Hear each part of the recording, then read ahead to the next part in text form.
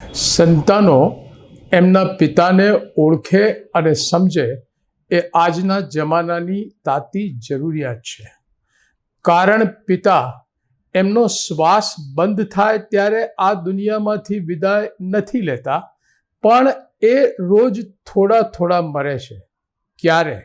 જ્યારે સંતાનો એમના ત્યાગને ફરજમાં ખપાવે છે અને સંતાનો પિતાના એમને જવાબદાર નાગરિક બનાવવાના પ્રયત્નોને ટ્રોમા અને કંટ્રોલમાં ખપાવે છે.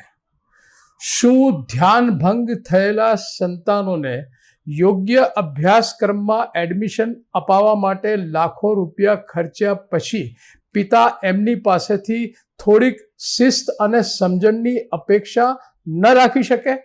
અને એ જ સંતાનો મોટા થઈને એમ કહે કે તમે અમારે માટે કર્યું શું? અમને કંટ્રોલ કર્યા, અમને ટ્રોમા આપ્યો, અમારી સ્વતંત્રતા છીનવી લીધી. આ શબ્દો સાંભળીને પણ પિતા રોજ થોડા થોડા મરે છે અને એક દિવસ આ દુનિયાને અલવિદા કહે છે. ત્યાર પછી એમના ફોટા ઉપર ફૂલો ચડાવાય છે, એમનું શ્રાદ્ધ કરાય છે, એમની પાછળ દાન અપાય છે. પણ આના કરતાં એ જ્યારે જીવતા હતા ત્યારે એમને થોડું સન્માન, થોડો પ્રેમ અને થોડો સમય આપ્યો હોત તો એમના ચહેરા પર સ્મિત રેલાવી શકાયું હોત.